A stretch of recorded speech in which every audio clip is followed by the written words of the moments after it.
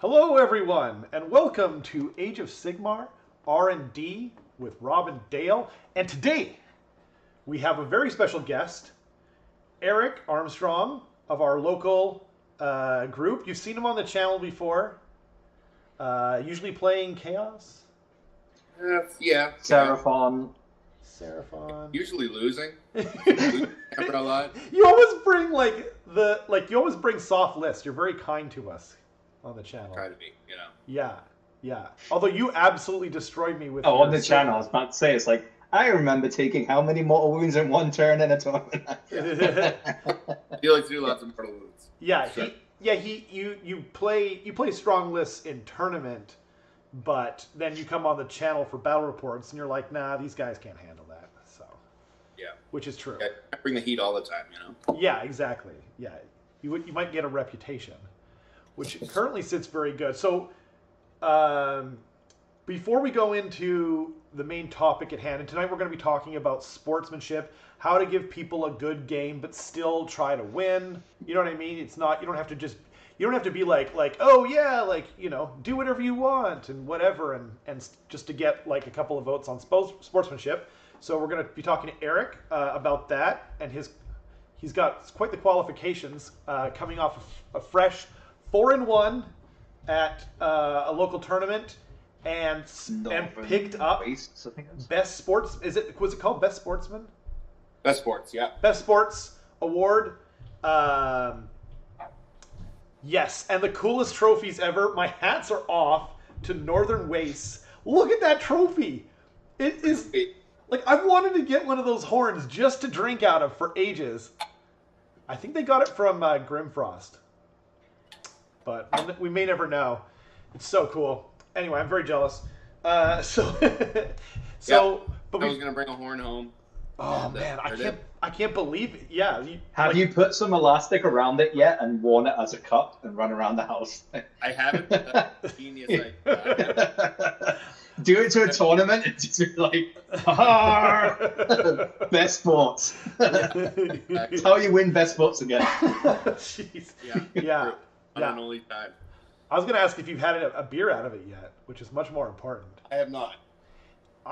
So We had to drive immediately after the tournament because we were driving all the way from Prince George to Vancouver, leaving at 6 p.m. So it was For those that don't know, that's like a 10 to 12 hour drive. yeah, it was. We got in at 3 in the morning or something like that. yeah, But yeah, so I haven't had a drink out of it yet. But nice. You probably want to rinse it out first. yeah, I might want to give it a wash. Don't put it in the dishwasher. Don't use dish soap or anything harsh on it. My brother has some mugs that we use. Sorry. Dog talking. We all have dogs. We all understand. But yeah, let us know how that goes if you do take a sip. For sure. Yeah, I'll definitely have to try it out. Maybe on the next episode you can drink out of it. Right. Make Ready. everyone jealous. Yeah. So did you get a chance to see the rumor engine for today? I did not. Quick on, speaking of cups, I'm just going to show you this quickly before we jump in the room. Okay. So I just got a 3D a file for 3D printed chalices. I'm going to try and convince Andy to give me some money so I can do them. So this is one of them. Oh, cool. Where it's kind of like, so this is just resin. So it's like a skulls with a spine. And it comes with a thing. So I've just purchased these like cups that go inside, sterling silver, to glue in. And I'm like, look, we can do these with a little base, with a plaque on, in comparison to a glass that we're being offered from Kippers. So I'll see what he says. Nice. That would be epic, and it suits Warhammer to have all those skulls on there. Well, yeah, plus it's things people can drink from when they win. So it's kind of like, we're promoting alcoholism with our wargaming here. So, Yeah. Can you drink out of resin like that? No, so basically this is going to be sealed and sprayed, but then this bit here, they've designed it because there's 4 different ones, so it perfectly fits a 6-ounce sterling silver, stainless steel cup, which you glue inside. So then you drink from the cup, you're drinking from the metal cup. Perfect. But then you get to paint this however you want to paint it, so we can, cool. actually do some paint on it and That is for, awesome. for prizes. So That'd be Where do you buy the cups from? You can buy them from Amazon because they Cool. tell you which ones to buy, Yeah. and you can get 6 for like $40. And Wow. to print one of these, it probably costs. I could probably do 2 out of a $40 bottle. Dang. That's Because good. if I don't make them things, so I'm going to try them on my FDM as well and see how they look on that. But even if they don't let us do them, I might just do them anyway because I kind of am disappointed. Unless we get given a load of cool swag to give away, I'm disappointed with what we're being given as prizes. So, yeah. Sweet, Yeah. that'd be awesome. That's really Prizes cool. are what get like trophies get people to tournaments. Like as soon as they put the pictures of those trophies up, everyone was like, "Oh, I wish I was going now." Yeah. Yeah. Totally. Yeah, it makes a big difference, and it's exciting when you win one too. You know. Yeah. Yeah. Oh yeah, that's so cool. I don't know how to share this. Maybe I'll send it over to Facebook. I mean, if it's the rumor engine, it's on the YouTube. So It is on YouTube. Yeah. But I wanted us all to be able to discuss it. There it is. So I'll send it to Eric real quick. What are your thoughts, Dale? I think it is a stupid flying 40K thing. Flying 40K. Where it's kind of like, I think that's. Do you know how they released a IDNF Deepkin Underwoods group a wee while ago, and there was the crab and the fish and things like this. I think this is like some sort of weird 40K flying thing, and that's gonna be like the bottom of it, the bottom feathers or something, or it's like a flying thing. Because if you like, it's got rivets, and if you look at the bottom, they look like metallic kind of. They don't look like bones or anything. Yeah. I have a theory on this, but I'll wait. Okay. Eric, do you have any ideas? I think it looks 40K for sure. Those are definitely rivets. Yep. And yeah, I could see like a mechanical fish or like something like that goes on a base or something like that. That would be so rad. I don't know what faction that is, but I kind of want it. Like, You know, like Well, could be an astromech thing or something, you know. an AdMech thing would be cool. Yeah. Yeah. I think it's either Drukhari or Dark Elves. And I don't think this is kind of a wild guess, but I think it might be like, have you ever seen those like bladed fans that they use as like I was thinking a fan as well. It could be a fan. right? They kind of look like blades, so like maybe something, but it could be Dark Elves if it's that, like where they flick them out and they're like attacking stuff. It's silent people. yeah. Even though they're like going to be the Tyranids, they're just because it's a meme. They arrived. Exactly. Yeah. Oh, I think those are good guesses. I mean, you guys are probably right, but I like to like. Yeah, I mean, it could be a headdress, and that's like they've got the rivets, which are going to that'd be be like cool. and a jaunt. You know, it's like the thing that they've done as the design. But I just don't. I don't see it. Yeah, it's probably 40K. It looks 40K for sure. I can't tell what the bottom is supposed to be, but like maybe strings is what I was thinking of, like, you know what I mean? But anyway. So I'm just gonna highlight something real quick. It has nothing to do with Age of Sigmar, but this really cool diorama of Sanguineous attacking Kabunda that someone made. It's just like, what a cool love. You know, I was pulling up the other stuff, and I just thought, you know, I just pointed out to everyone, go check it out. Like, clearly a love of, you know, making just a really cool sort of diorama, and like you can tell how big it is by the little Space Marine bodies that he's got on there. But it's it was the second last Siege of Terror books about, or has just come out, which is the one of the Eternity Gate with Sanguineous versus Kabunda, and then Angron. Most likely Angron. Yeah. Most likely, yeah. So cool. So yeah, it's awesome. And what I'm liking about these Siege of Terror books, and then the whole kind of Horus Heresy books, is they're messing with the timeline.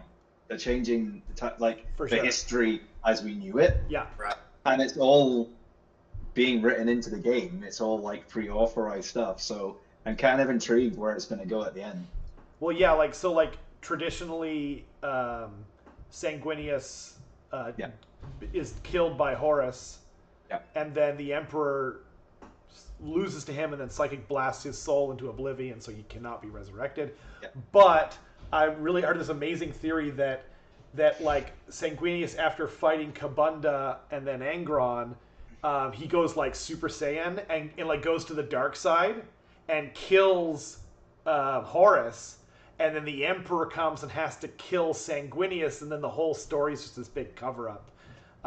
It's an awesome theory that I heard. I kind of want it to be true just because I love it when they flip the script. It's like everyone's expecting it, because we've heard the story since, like, I don't know, whatever, first or second edition. It's like the story of how the universe came to be. So it'd be kind of cool. But oh, your dog's like warping. I was about to say she's sitting directly behind me, was sniffing my ear. No, she's not. She's quantum leaping into existence right behind you. Cool. And then, so they also announced that this Sunday, Disciples of Zitra coming, which is really cool. More than ever, I really want to pick them up, but I'm going to hold off. But not Lumineth Realm Lords. Yep. Which is interesting. Yeah, it's the first time a double release group, which came out as a box set, and 2 books that were supposed to come out together, but it's the first time that they come out together. Usually, too, the book doesn't come out with the box set, right? Usually it's the box usually set a month after. A month later, right? Yeah, which it has been about a month. But I guess even with this, it's not coming out in the summer like they said it was going to. Like, no. Summer ends day after tomorrow. Yeah. So I guess they're just doing it any way they can. Yeah. Oh, Alex is here. Hello, Alex. But the way it looks like as well is like, because they're showing quite a lot to do with the Suns as well, is like, are we getting the Disciples book pre-order this weekend?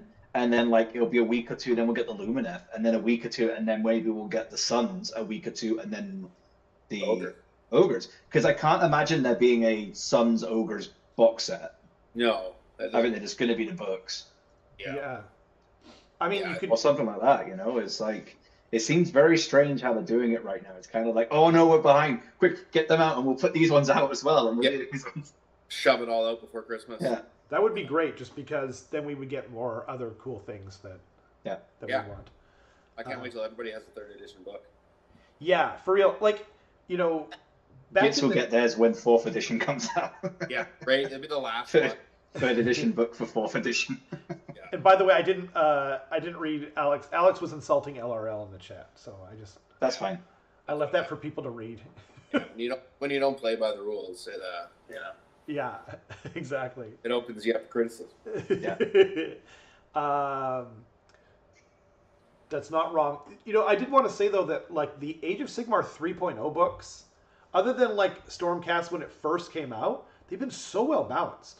Like, my hat is off to them. Yeah, and Stormcast, I think, got hit a little too hard. They got hit way too hard. You know? Now they're kind of bad, and they were like, I don't know. I think I do think they may have got a bit too hard on the dragons and stuff, but like I do think Stormcast are still good.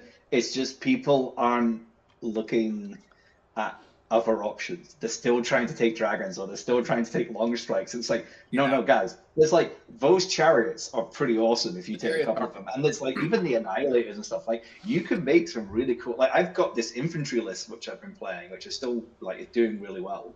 And, you know, it's like, there's options out there, but people just kind of like stick to, oh, I'm going to have this still or this still. It's like, come on, no, experiment, try some stuff. Yeah, that's true. I do like the chariots a lot. I think the Niners are tough. I don't know. The rerollable 7, it's not very good. Yeah. And you have to run. And the other thing is you have to run them that way. You can't like do anything else with them. You have to play Scions, and you have to do, you know. And you need that guy to make them deep strike in at 7 instead of 9. Yeah, and then you're paying for, you know, a hero that's not really buffing them. He's just giving them the ability that they absolutely need to have in order to be there. I don't know. I don't know about Annihilators. Yeah. Is it the first time they come on, or when they if you teleport them in with the prayer, they don't get the ability? Oh, okay. No. Huh. So the only way to do it is to take the Gur Battle Mage to give them +2 to charge, and then that's what I was thinking. Yeah. You can do it that way, but that's only 1 unit. So then wow. And then it's only 1 unit? Yeah, so like there might be a way to do it where you have like some in the sky and some ready to teleport.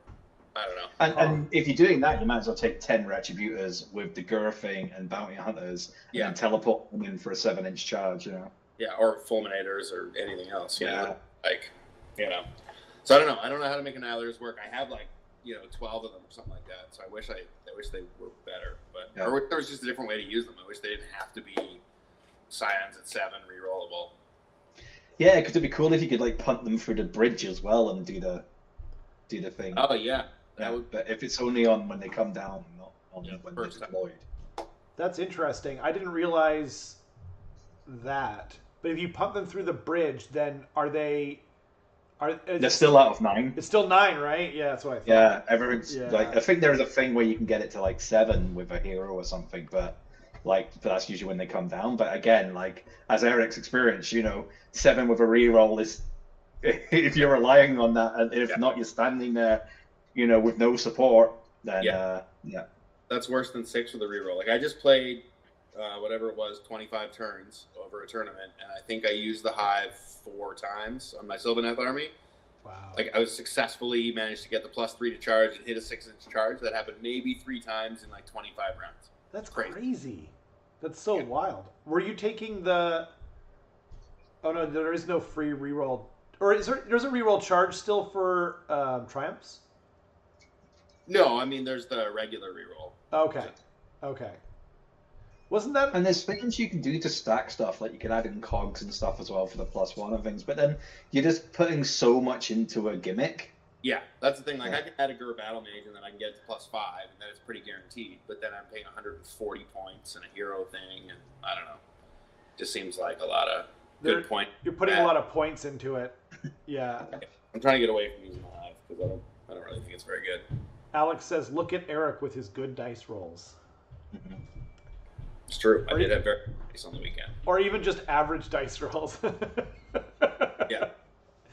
Yeah. Not Alex dice rolls. I had a couple of spells go off and just like end games. It was crazy. Really? Yeah. The Mortal Wound? The Mortal Wound bomb is just brutal sometimes. Wow. You roll 11 dice and you get like 6 mortal wounds, and it's like, all right. And then you do that 4 or 5 times and it'll end a game. Jeez, yeah. Yeah, that's true. Yeah. Alex got sick from the... Yeah, sounds like he did, which is too bad. Yeah. Are you pretty clear at the minute still, or do you not know yet? Oh, I'm fine. Yeah. I had COVID like a month ago, so... Oh, okay. Good. You're still all charged up. And if not, I'm taking his Iron Jaws. You can take his Marvel Crisis, I think. I want the Giants. Oh, dang it. I was going to call the Giants. Dang it. Oh, yeah, actually, considering how his Iron Jaws just playing that weekend. I'm not going anywhere near them. Yeah, we're going to burn his dice. Yeah. No one's going to touch them. We're going to have hazmat. We'll have a funeral pile for Alex and just put a little dice cup on top with those dice in. Oh. Yeah, I mean, those dice, I've seen those dice roll well before, like really, really well. Yeah, it's true, but it runs out. He just sucks the luck right out of them. Oh, that's what it is. He forgot to. Wild, eventually, it gets down to they only roll once. That's true. He forgot to recharge them in Lamb's. Or 6s, unless it's Battle Shocks. Yeah, on Battle Shock. Just find the ones that still have a little charge in them and nail that 6 for Battle Shock. Yeah, he's got to recharge them with some sacrifices to the Dark Gods.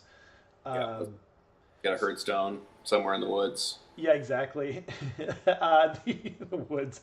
So they also showed this new giant. Speaking of giants, so new giant in like quotation marks. He's like he does. I don't like the face. As someone says, from zooming out, unless you zoom in, it just looks like it's his tongue hanging out. Yeah, Yeah, if people are watching on their phones, thing out of his mouth. I don't really like that very much. Yeah. Well, and actually, it was Alex who sent me this picture, and at first I thought it was some kind of like paper bag over his head meme, because I didn't read the text right away, where they like blurred out the head and the hand, and I thought they were like trying to make some statement about how ugly his head is, which I was like totally, I was like, yeah, that's an ugly head. I'd probably just do the paper bag over it, and then I was like, apparently the only thing new on this kit that they're showing there is the head and the hand with the hammer on it. And how much extra do we think it'll be? An extra, what, $15, $20? Oh, it'll be way more than that. It's because it's going to have that other hero on it, King too. Broad. It'll be one okay. sprue though. Like I think that'll just be one big sprue maybe. Yeah, but it's like $70. But yes, so right now it's $240 for a giant kit, I think. I think that's right. So maybe they make even $300 then, an extra $60 for the sprue. Bucks. Oh man. Well, okay. I'm gonna make a bold prediction. I'm gonna predict that they don't change the price at all. Oh, and just add it into the box. Just add it into the box like they did. Everyone that bought it is going to go nuts. They're going to demand a free sprue. Okay, fine. Yeah. Okay, won't do that. It won't do it. Yeah, fine. Okay, I'll go back on that. I'm gonna say $250.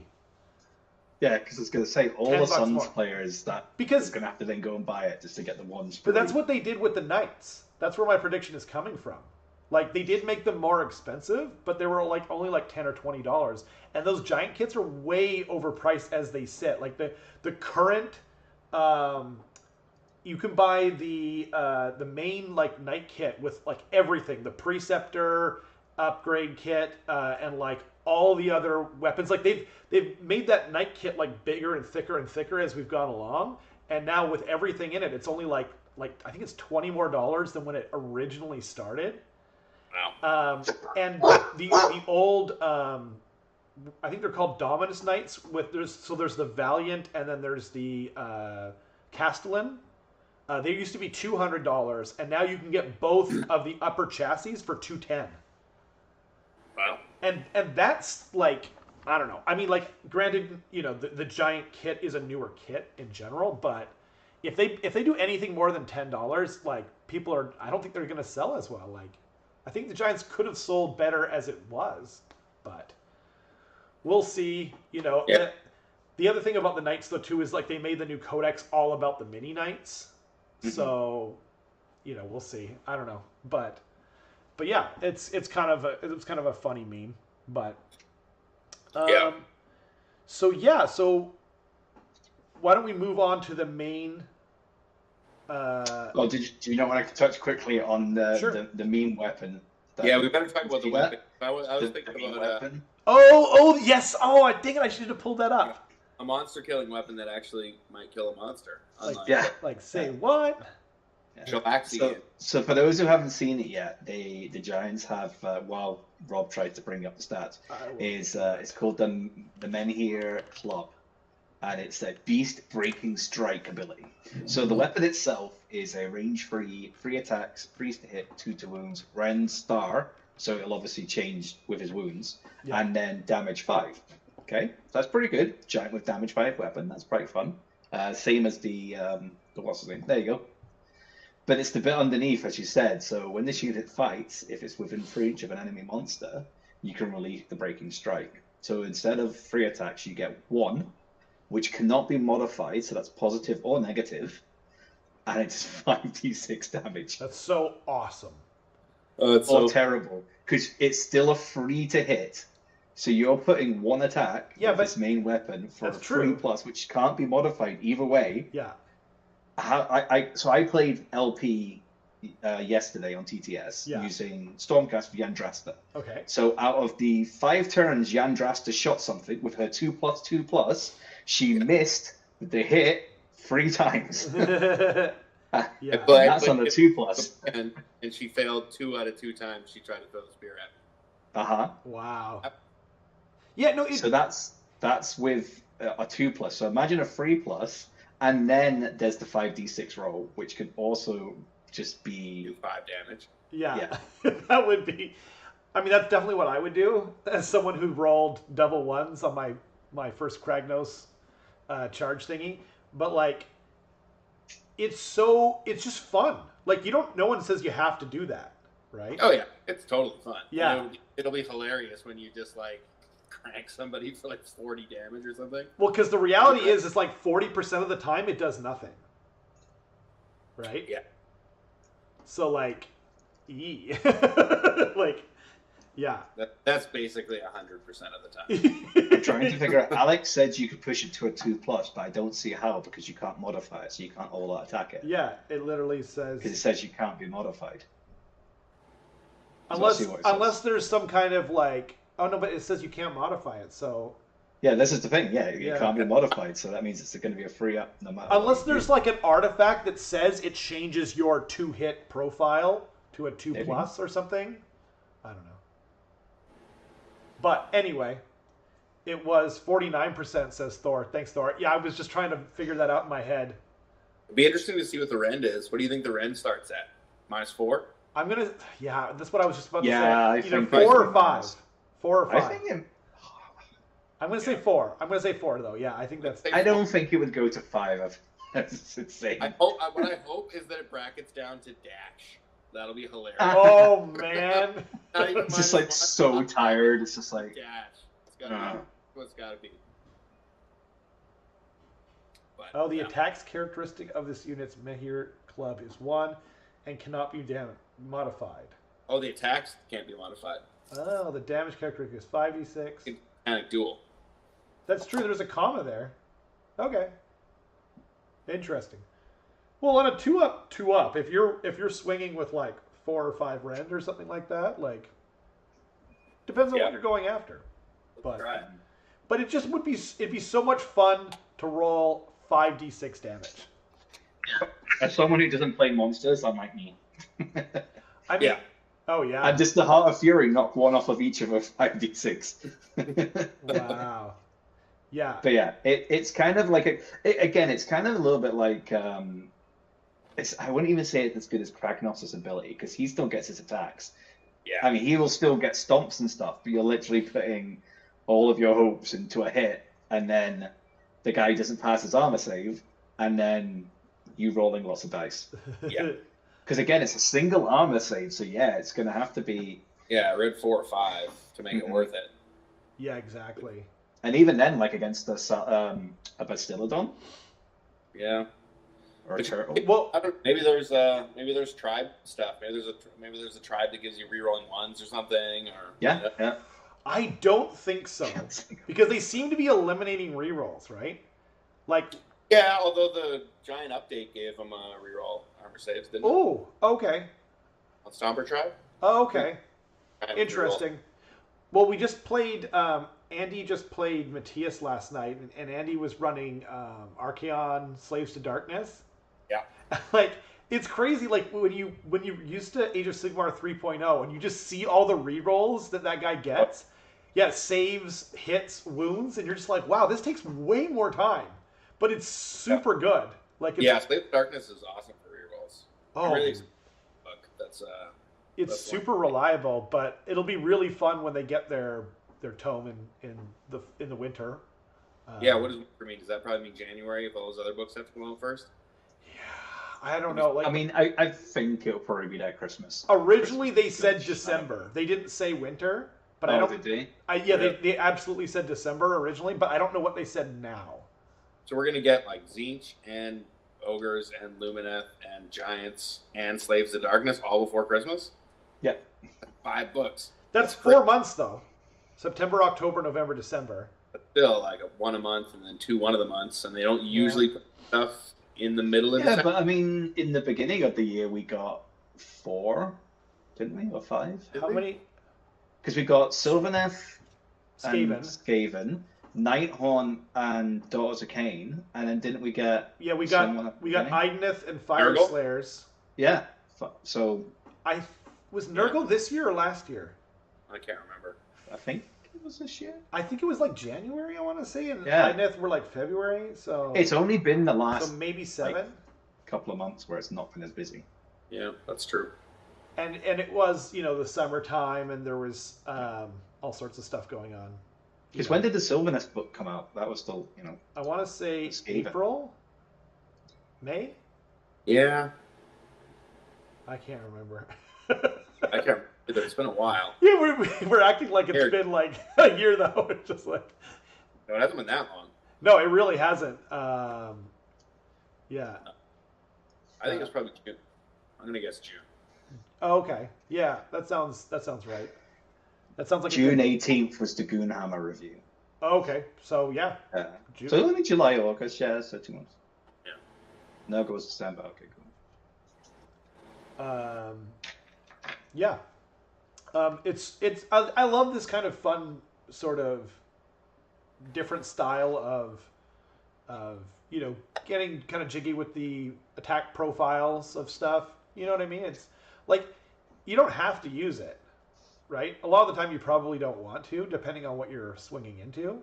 But like sometimes you just want to like have some Skaven style fun and just really go for it. Like they changed it, but the Bombardier used to be I think his gun used to be 4s and 3s, and if you overcharge it and you roll a 1 to hit, he takes like 2d6 mortal wounds and basically just dies, right?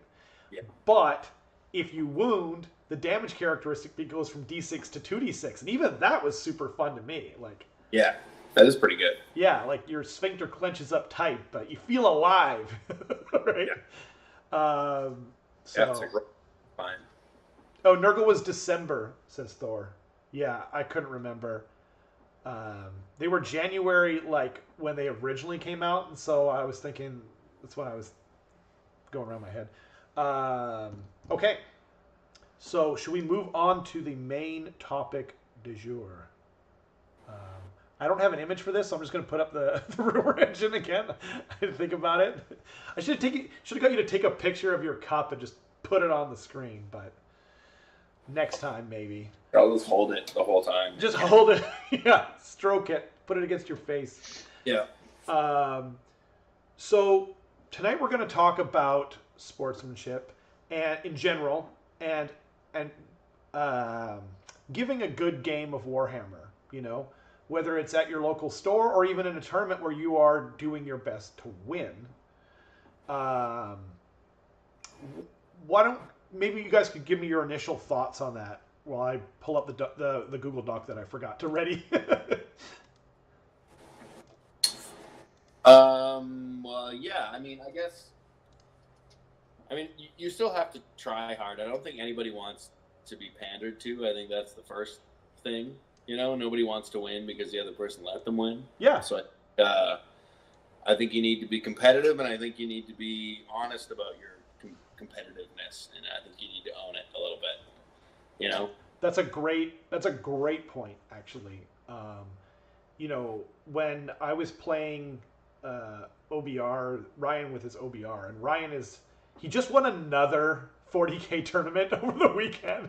That's amazing. Yeah, he's played 2 because he just got married, right? So he only played in 2 tournaments this year, and he's like the 240th ranked player in Canada from 2 events, which is crazy. He was also talking about how like we need more events in Canada, but putting that aside, when OBR first came out, he was used to playing like really hard-nosed 40K. And so even though he was new to Age of Sigmar, he was just destroying me with his OBR. But I never felt bad about it because he would be the first person to say like, oh, this army is like completely busted and disgusting. So like, I'm really sorry, but now you're dead. You know what I mean? And Matthias too, like I would play his OBR and like, he absolutely creamed me with a totally different list, right? Yeah. Nagash and the Morghast, I think they're called, right? The big flying bodyguards. Yeah. So he destroys me, and like I'm not getting my spells off. I'm not getting to do anything, right? And then I'm just like, wow, Matthias, And then he just at one point he goes, "Oh, I'm sorry. Did you thought you were gonna get to play this game? Like no mercy. You know what I mean?" And I loved it. Like I had fun. So yeah, that's a great point. Dale, did you want to add anything or about add your initial thoughts to? No, I'm just interested to hear about Turk's weekend. Nice, yeah. How he came across in his games to get the reaction that he did. Exactly. Yeah. So I played a newer player, mm-hmm. and I just made sure that I explained everything I could think of that might be like a gotcha kind of moment about my army, and made sure that I made it clear that like we're not in a rush, we can take our time, and if we finish, if we don't, we don't. And if you have any questions, I'm sure you can ask and all that kind of stuff. And I think being upfront, because you can tell when somebody's new when you kind of rock up to the table, you know what I mean? Like Yeah. And so I think it's just important to sort of like, and also let them know that, like, I'm not going to cheat you, and I'm not going to make you feel bad, and I'm not going to, like, not tell you about something and then, like, spring it on you. I think it's important. And then people can relax, and then you can kind of have a more fun game, And then even if you're winning, you sort of told them what you were going to do, and, or to some degree. I'm not saying you have to, tell them exactly what you're going to do, but these are my capabilities, and, Yeah. I think, like, if someone's like, do you have any teleports, right? And you're like, no, I don't have any teleports. And then you're like, and then you like put them through the bridge, and you're like, okay, well, Yeah, but then what? Because you're like, you'll tell somebody everything, and then you get to a thing, and you're about to do it, and you're like, oh, I didn't tell them about this at all. By the way, I can also do this. Yeah. When I usually rock up to a table, I'll ask them, like, kind of one of the first things, apart from, hey, how are you, blah, blah, blah, is, have you played against this army before? Totally, yeah. That's and then if they're like, yeah, I know how this is fine, it's like, okay, cool, no problem then. Yeah. And then it's like, well, you said you played against them before, but then if it's a newer person that haven't, or they're not familiar, then you can go, okay, so this happens, and this does this, and these run in charge, and these stack, and... Yeah, I also find that it's important to just go through your, like, command traits and artifacts and battalions, even if they say that they've seen your list. Because, like, you know what it's like when you've seen someone's list, like, you haven't really internalized the entire thing. But if they're like, this guy's my wizard and he can reroll casting, you might remember that, Yeah, that's true. A line that says artifact, something you've never heard of from a book you don't play. When you look at somebody's list, you don't know what everything does. So I like to do that. I like to go through every time and just go, this is my general, this is the command trait, this is the artifact, these are my spells, this is what they do. I try to do that at the beginning of every game, even with people that know the game, Yeah. Yep. Also, because I can't remember the names of the abilities or the items. Yeah. I do. So, like, I never know what the name of the spell is. I'm like, this is the one that explodes the tree. And that's not what it's called at all. It explodes the tree, you say. Yeah. That's a really good point. Did you want to add something there? Oh, okay. I thought you did. You know who's good at remembering names and stuff is Matthias. And he's going through his list yesterday, and Matthias is cracking off the names of all his stuff. And he's like, I want to do the thing where you do this or whatever. And he's like, oh yeah, ocular or whatever. And yeah. That's because Matthias doesn't, like, he literally plays TTS all the time. Yeah. Or he's playing games. Like, even before, though, like, I had or watching videos and training videos. And I had a new army that he had, it was Night Haunt, right after they had come out. This is before TTS was even a thing, right? Sorry, when they come out, like, originally, right? I played it with him, and I was like, okay, I'm going to attack you with this thing now. And then he's like, but you have to pick between those two weapons on the black coach. And I was like, what? I read it. He's like, how did you know that? Like, I was like, have you played against this army before? No, I just read all the war scrolls, yesterday. Yeah. And it's like, internalized the whole book. Yeah, I just internalized everything and mapped it out. My mind palace. Just like, damn you. Yeah. So I have a question here that I put down. Do you need, like, I already have my own answer for this, but it's just kind of it's a point of discussion. What's that? The jumping off point. The jumping off point, exactly. So do you need to play a weak army in order to be a fun opponent? No, I got destroyed in my most fun game of the tournament. I went 4-1. My one loss, I had lost 1,500 points before I got to go. Whoa. It was crazy. Yeah, 40 minutes. It was insane, but it was super fun. We had a blast. Wow. And it was just sort of it was Marathi Kane, and I got charged with Mind Razor Marathi and 10 snakes on the top of one into my Kurnoth Hunters and Durthu and something else. Jeez. And I lost basically all of it. Oh, did you put your stuff on the front line and then you run in charge with the iron scale? Yeah, but not even on the front line. It was like 11 on the charge or something. Oh, okay. And then you're like, all right, well, I can see what's going on here. And then also the tournament had said that you can't, or that the strike and fade doesn't work with the death or with the fight after death. Oh. So when I did get to counter with my 1 unit that I had left, they then died when they killed the snakes because all the snakes got to fight anyway and killed all my bugs. So it was just like a brutal game. But my opponent was super fun, and we were cheering and laughing and having a good time. And I think you can. I don't know. Nobody likes it when you're winning. You want to still have fun. You know what I mean? And I found when the that's getting destroyed is all sour, that sucks for the person who's winning, and you're like taking away their big moment. If you're like getting all like mopey and sour. So I try to if someone's doing really well, I try to cheer them on, and if they're having bad luck, I try to sympathize, and I try not to complain about my dice, but I'll complain about their dice. Yeah. You know what I mean? Yeah.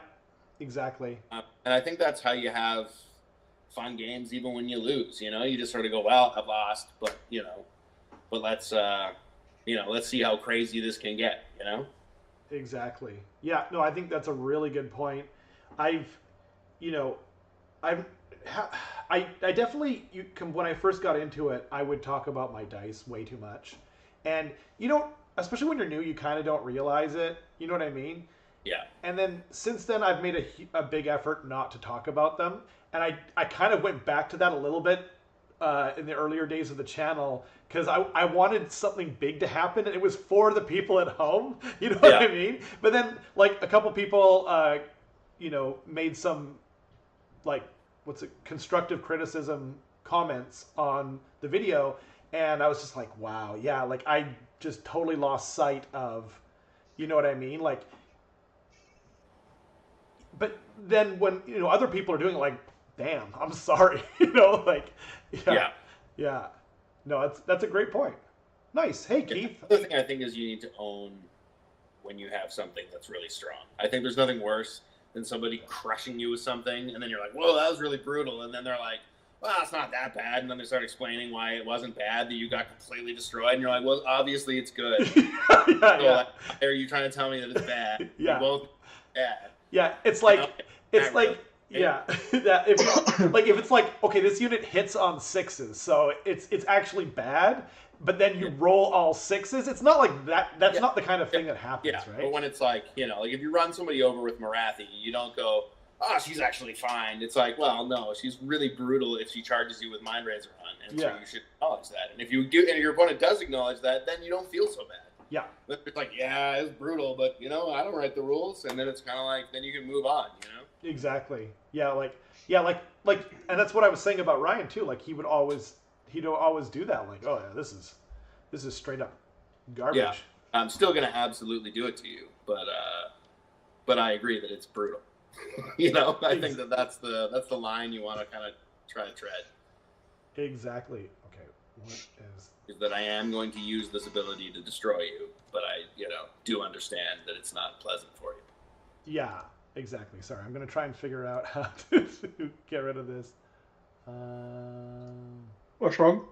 Oh, we got some spam in the comments, so I'm just going to... Oh, Alex is at it again, huh? Darn it, I Alex. blame Keith Rogers. Okay. He just came in and started Spirit of Line of Matcha.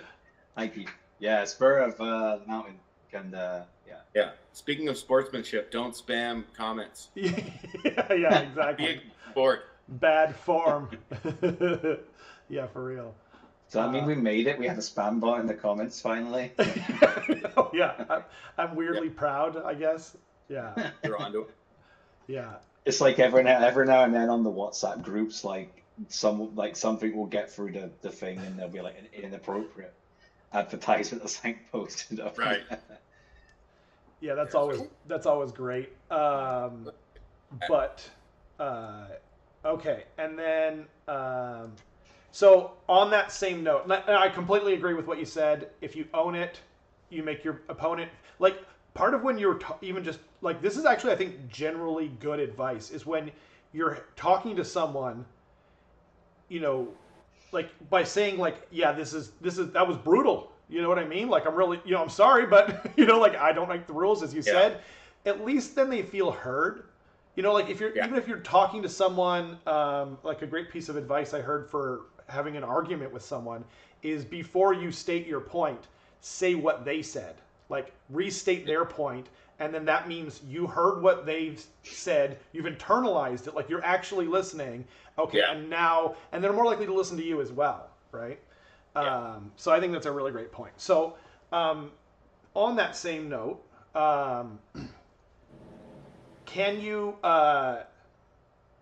is there a line that you can cross in terms of like what you bring?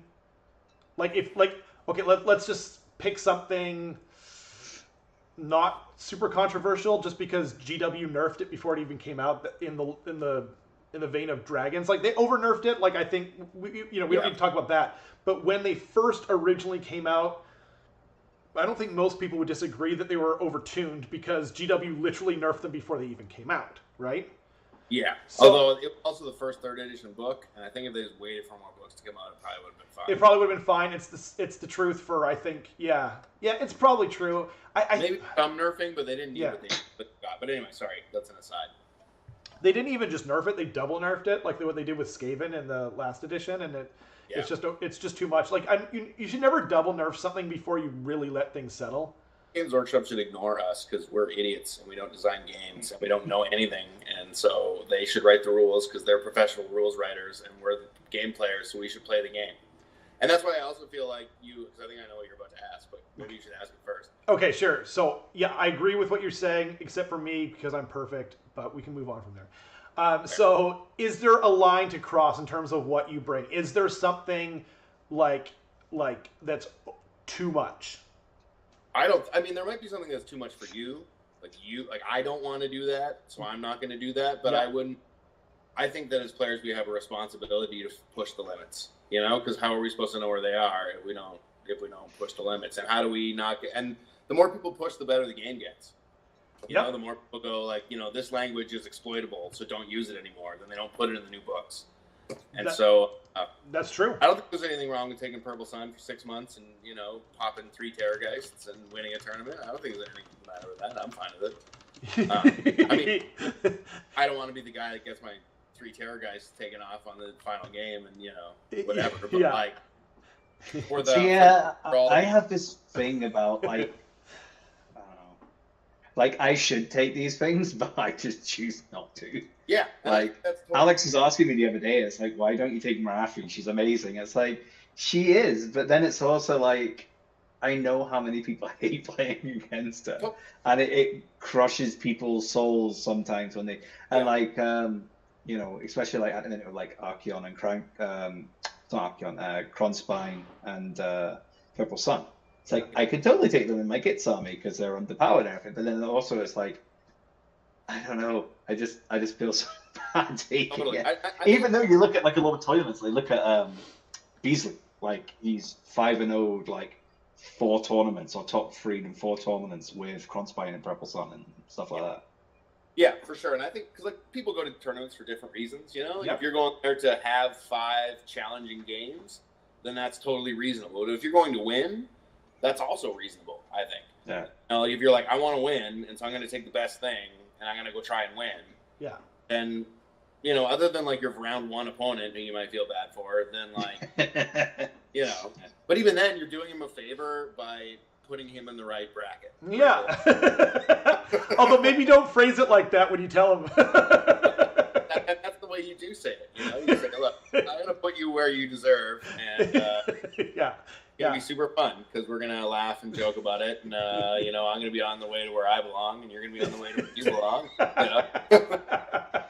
That's how we're going to play the game. How did you win again? How did you win Best Sportsman? Well, you guys are laughing. Yeah. No. Well, remember. I mean, it's from Prince George, so I think that's a conspiracy. You gotta crank up the charm. Yeah. Oh man. Sorry. No. Did we interrupt your point at all, Eric? About nothing. I don't think so. I just think I think that if you want to win, you should take the best stuff. Otherwise, you're doing yourself a disservice because you're not going to win. Yeah. Or if you want to. Maybe are, but not everybody's Matthias. Can win with whatever. That's what I was gonna say too. Is there's 2 sort of ways of thinking about it. Like one is you can bring just be open and intellectually honest that I want to win. So I brought the best thing that I could. So, Yeah. you know, like, I'm sorry that if you don't score a point and I kill everything at the top of one, but Yeah. like, you know, like I'm this is what I'm here for, and you know, don't hide anything, obviously, right? But then, But you can also be courteous while winning. oh, for sure, yeah, Game against the Giants player, we were playing the one with the 3 objectives. yeah, And I had 2 of them, and the one in the middle was there. But then I tabled him, and then instead of taking his objective, I let him have a point every turn, so that he was, and then he ended up getting best destruction because he got cool. some extra.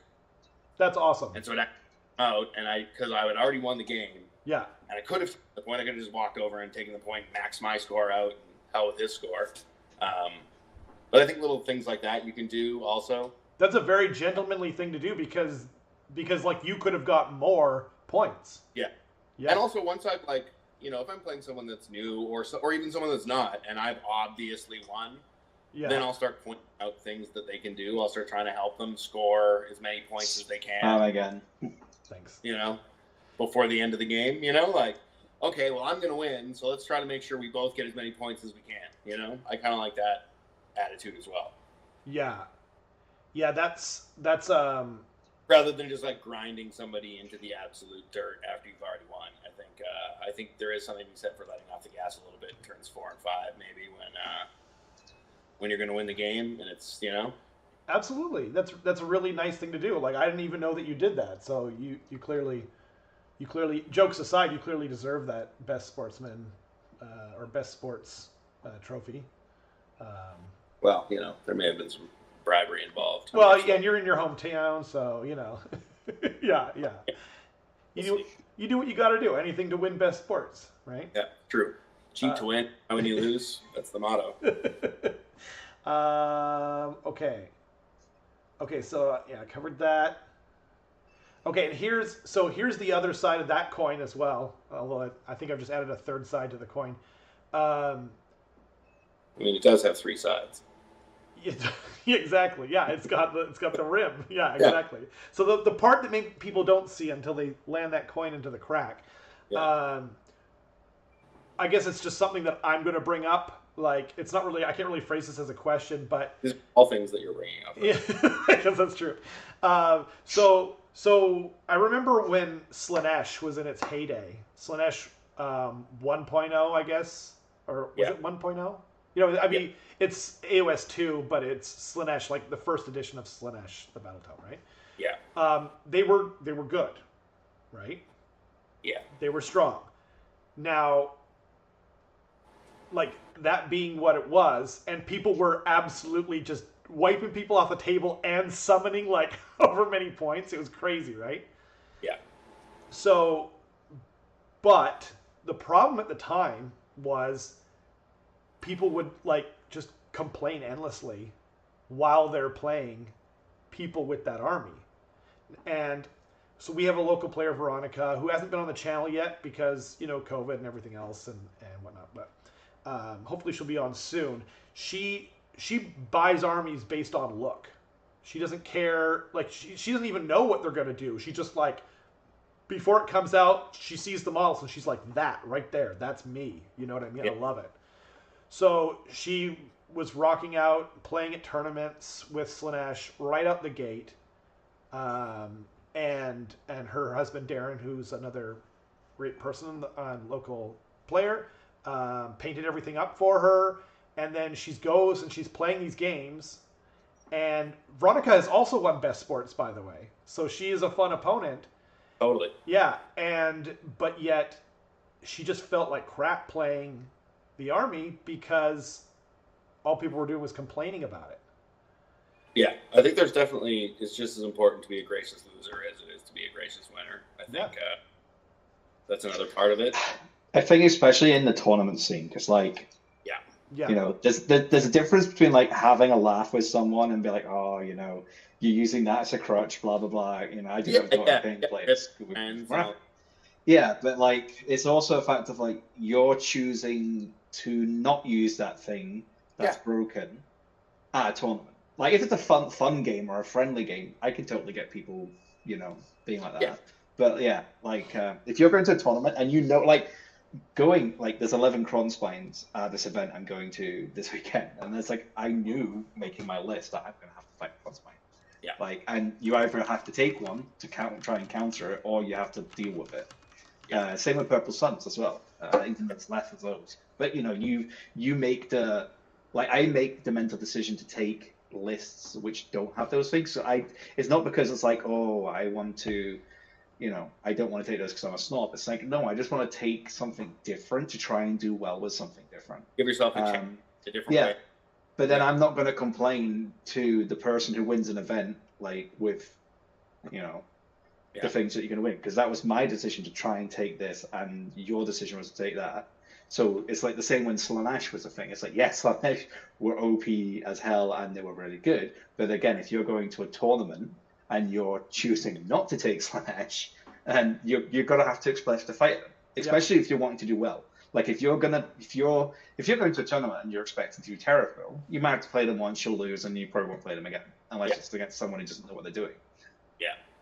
But yeah, if you're expecting to 4-1, you're going to face them at least once with the old book.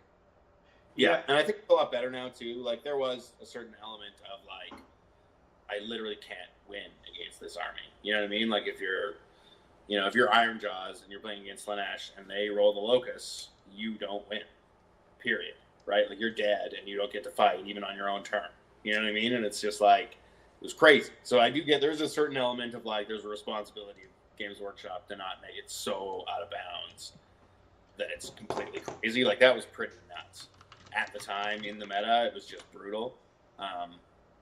But yeah, at the same time, it's if you want to play, if you want to win with Purple Sun, then take the Purple Sun. Exactly, and to our earlier points, if you're fighting against it, now if you're in a local game, that's a different story. Like if you're pugging a game at like your local store, but even then, you have to like set up expectations, which is kind of like my next point. It's like I think everything I was talking about has been tournament based. Like a casual game, you don't need to try your hardest all the time. You know what I mean? No. You don't have that contract with your opponent where you kind of. It's also like if it's a casual game, does it really matter? Like I learn more from losing than I do from winning in casual games. So. Yeah, definitely. Well, and to your point, like Eric obviously lives that, like because you're playing. So you had won a local tournament with Seraphon. Was it a 1-dayer or was it a 2-dayer? Yeah, 1 day. 1-dayer, right? Okay, but you just come off of that with your Lord Croak, like absolute crazy awesome shenanigans, right? Which I love, and you got a beautiful army. And the first army that you played on the channel, so it's like not even a local game, like you know this is going to go up on YouTube, you know that people are going to watch it, and you still brought just like this interesting Slaves to Darkness list, you know what I mean? And you had some tricks in there. You had like the Khorne Demon Prince that was like having the charges and whatnot, but you knew I was bringing a Dreadsaurian, and you're just like, well, like, I can't play Lord Croak versus a Dreadsaurian because that ain't no game. But no, you definitely live that. But even if you're like, even if you, let's say you don't have a local group, and you want to practice for tournament, you want to bring your best army, you want to learn to play it.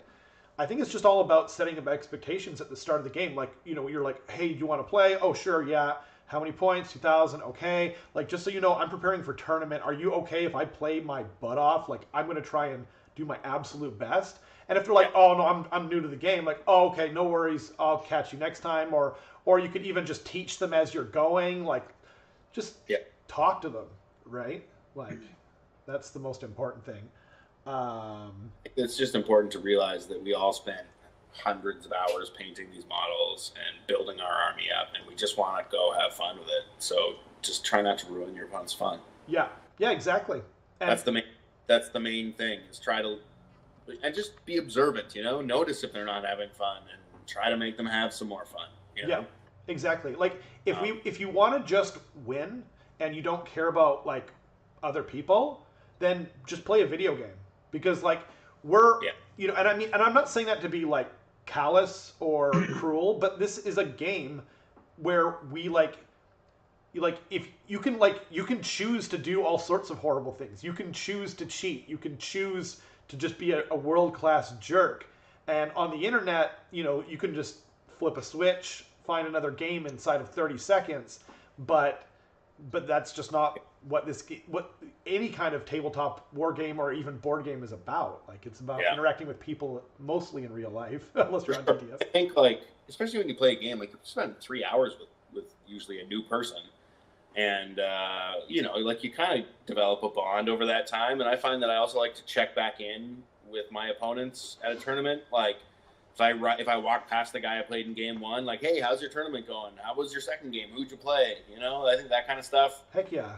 Helps build the community and makes everybody feel like people, are recognizing who they are and their army and wanting to know about their army. And we've all spent so much into this army that we want people to ask us about it, and we want people to know how we're doing, and all that kind of stuff. So I think that's another thing that you can do is Exactly, and not everyone is built equally in terms of the extroversion, introversion, social anxiety, just general awareness. Like, you don't know what they're struggling with. It might even just be language, or it could be. I mean, it could be a raft of things. It doesn't really matter, but and I understand Dale or Alex at all. Exactly. Yeah. I mean, like, the three of us are quite extroverted. I think quite a few of us in our local group are, but we also have some very introverted people as well. And, the explanation I heard for extroversion versus introversion, not that this is all about that, but it's that introverted people get recharged and energy from being by themselves, and extroverted people are the other way. So it might just be even just struggling with something as just like, okay, I'm out with people for a long period of time and it kind of wears on them. But yeah, like you said, check in on them, notice it, pay attention, care, right? Yeah. No. Anything else you guys want to talk about on that particular point? I think I'm good. Okay. So, now this is not aimed at Alex, okay? But and we touched on this earlier. I just wanted to, because Alex just, there's a limit to how much you can take in terms, and I've been there myself. But you touched on it earlier, Eric, and it's talking about dice. If we're gonna talk about Alex, there's a limit. Yeah. If you rolled 9 dice and 9 of them were ones, I feel like you're allowed to complain about that. Oh, absolutely. And yeah, that's not really what I'm talking about. It's the people that roll slightly less than average for 2 or 3 rolls in a row, and then just start huffing and puffing and getting all annoyed. I hate that's kind of what I'm talking about. Yeah, exactly. Well, pretty bad dice over the weekend. Yeah, Alex had world-class bad dice. They were so bad that the tournament donated a bunch of 20 dice to him or something like that. Yeah, drafted a new award of new dice. Yeah, yeah. Because they saw some things. Yeah. And, it was brutal. It was terrible, and there's different ways of, you said, bringing up. It's good to bring up other people's bad dice. Yeah. And I don't even mind when people bring up my good dice. Sometimes it's kind of good for me. If someone's like, oh man, look at that roll. As long as they say it in a good way. As long as it's not oh man, you're so lucky, you're rolling so well, and the only reason you're winning is because you're rolling well. You just don't let them drag you down, Yeah. If people are getting salky and start complaining about your rolls, be like, yeah, I am getting very good rolls. Thank you. Yeah. You're really good at that. Actually, you're just this is amazing. Yeah. It's one of the things I loved about Mason's tournament down in Seattle, the Emerald City one, was because they gave you dice to use. So at one point, my dice were just rolling so stupidly good against an Iron Jaw player. It was game 4, I think it was, where I think he hit me with something, and I rolled 5 out of 7 sixes or something like that.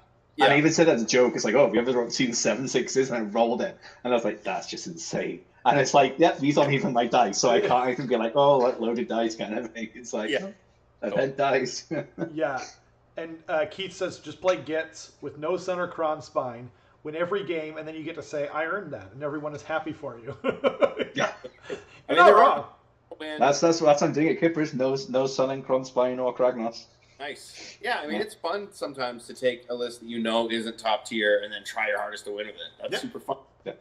And then the great thing about that too and that was the other, part of that I wanted to bring up and then forgot at the time was, it's kind of a power move to just rock up to a tournament, like, you know what I mean, and play whatever, I mean, I think one nice thing about Age of Sigmar, especially the more as 3.0 goes on, is I don't think lists win games as much as they do. Yeah. I think your list can lose you the game before you started. Like, you can have a terrible list. Yeah. But I don't think having a good list is indicative of how well you're going to do. Absolutely. Because if you look at the top players, it's always the same players. It's not the same. It's so true. Yeah, like locally. Like, Bill wins with everything. Everything. It doesn't matter. You Yeah. put any in that guy's hands and he wins. So it's obviously not the armies. Exactly. If you look at the top tens, it's the same people over and over and over again, and they're playing different armies over and over and over again. So it's kind of hard to. A lot of those people as well is the amount of games they play. Yeah.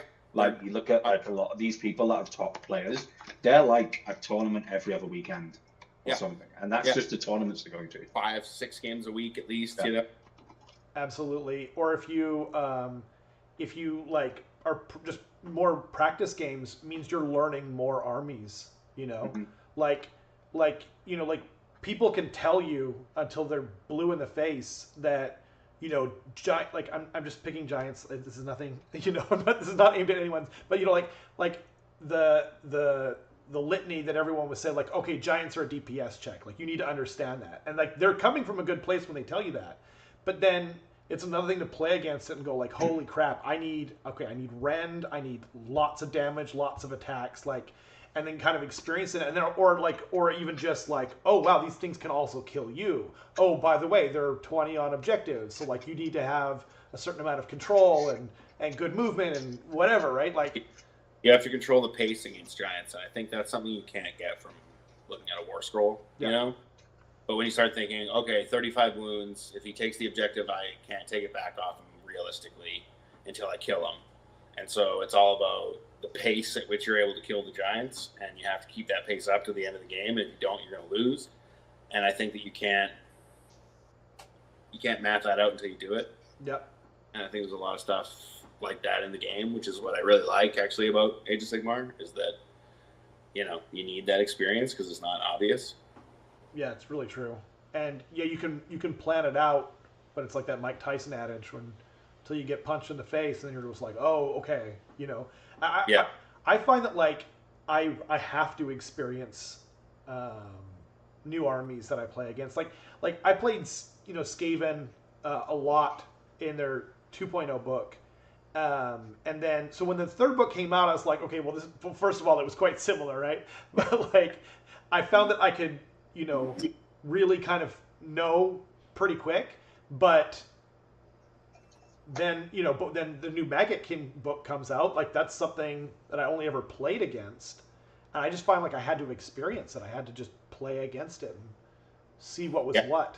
You can sort of think and then until you actually do it, it's hard to really know. Although sometimes you think you learn and then you don't. I played that game I was talking about earlier where I just got run over by Marathi and the Snakes. And then 2 games later, I'm playing against Skaven. And I set up exactly the same. And then I have Thanquil and a Verminlord Deceiver and 20 Gutter Runners all in my face, top 1. And I'm like, oh my god, it's happening again. Turn up hunters as they're dying. I was like, no. But then Durthu lived on 1 wound. And then was able to heal up. And then we killed Thanquil top of 1. Oh, wow. The whole game just turned around, but it was one of those moments where it's like, this is going exactly the same as it did before, except this time I got 1 dice roll my way instead of 1 dice roll the other, and it's the difference between winning the game and losing in 40 minutes. That's so funny. Actually, that reminds me of another thing that you did at one tournament where you were playing Stormcast with the Reflecto Dragon. Yeah. And you just said, I'm going to put him on the line every time. And I did. And you did. Every time. I did what I said I would do. Yeah. And I faced Nagash, and he had the Spell Portal and the Hand of Dust. But when I looked at the list, I didn't see the Spell Portal. I checked, and I was like, okay, no Spell Portal, I'm good. put down on the line. The guy's like, "Are you sure?" And I was like, "Yeah, I'm good." And then I told him the story. Right, that was the worst part because I hadn't told him it yet. Put down on the line. He's like, "Are you sure?" Like, he was even being nice about it, right? And I'm like, "Yeah, I'm totally doing this thing where I'm putting him down on the line." And I'm like, I was told him the whole story of what I was doing. And he's like, "Okay." And then he's like, "Okay, go first. So I'm gonna cast the spell portal." And I'm like frantically pulling up his chest, like, kidding me? And yeah, he just hand-dusted my dragon. Oh man. And then the worst part was after the game, I remembered that I actually had a Lord Arcanum, and so because he killed him to the wound with Hand of Dust, so I could have actually put the dragon back on, and then I had a whole bunch of healing in the list, so I could have healed him back up most of the way. Made a game of it, so not only did I screw that up, but then I forgot about the one thing that would have saved me until after the game. So I thought you were gonna say the bonsai guy who could, or woman who can dispel scroll. Oh yeah, or that too. I didn't have one of those in my list. Okay, yeah, that's what I thought you meant. But yeah, I forgot the Lord Arcanum. Do you even have to? Did you have to roll for that then? No, I think you just bring it back on one move. Wow, and is it once per game? No. Oh, okay. But it's on one wound. It costs a command point, and then you have to heal. And you have to be killed to the wound because it doesn't negate the rest of the damage. So if you right. Then it doesn't work. But because it was a slain effect, it would have been perfect. That's amazing. But yeah, not to be. Wow. Yeah, so I lost that game. Oh wow. Yeah, that's unfortunate. But you were able to laugh about it at the time. That's good sportsmanship. That was that guy saying, "Are you sure that that's what you want to do?" Yeah. He didn't tell me exactly what he was going to do, but he did go like, "Are you having a moment?" Or, yeah. You seem insane to me right now, but yeah, just gonna check. Like, okay, I guess this guy's just really tough.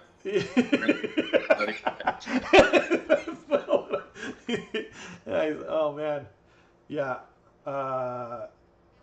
Oh man. Oh, thanks, Keith. He says, in other news, you guys have awesome attitudes and sportsmanship. Makes your battle reports and discussions great to watch. Hope you keep enjoying and making uploading content for a long time. Yeah, that's thanks, Keith. That's really nice. Yeah, I try to only have really awesome people on the channel. Sometimes, I don't have Alex on. Yeah, sometimes, I was going to say, sometimes Dale slips through the cracks, but what are you going to do? Yeah. I don't want to pick on Alex or make him think I'm picking on Alex.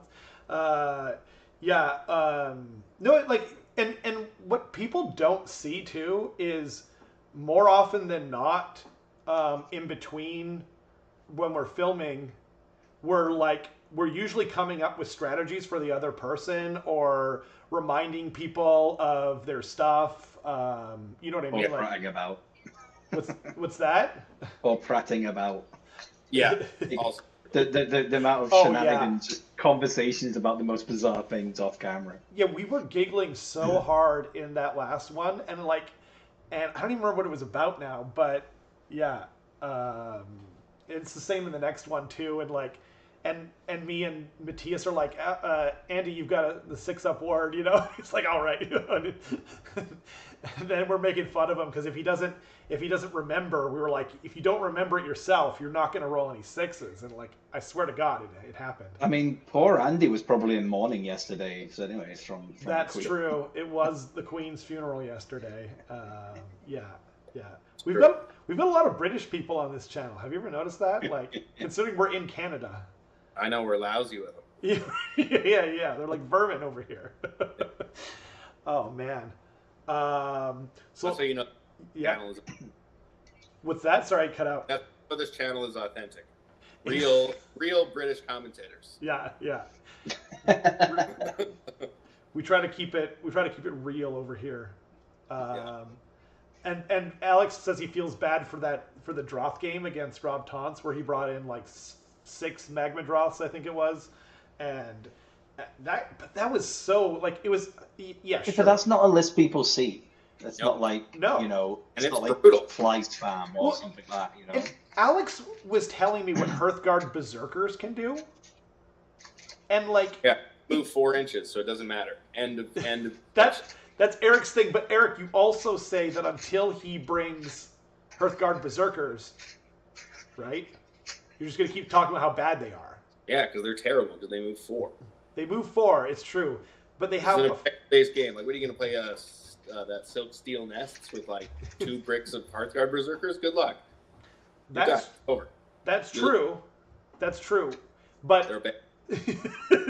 but like he was like in one of our chats he was talking about like all the things they could do, and I thought he was joking. Like eventually I was like, there's no way all of these things are true, and he's like, no, they're true. And then you came in and you said, but they move 4 inches, so it doesn't matter. But like, you can make them run 6, so the first turn they're moving 10 inches, right? Yeah, they can have an objective for sure. Yeah, like that's what you could do. You could just have them on the back line, and they're expensive too. Whatever. But anyway, no, that game was awesome. Like, I don't know, you and I played a game. We played 2 games actually, Eric. You absolutely destroyed me in both games. I was trying to play Flesh Eater Courts. Do you remember? Yeah. Yeah.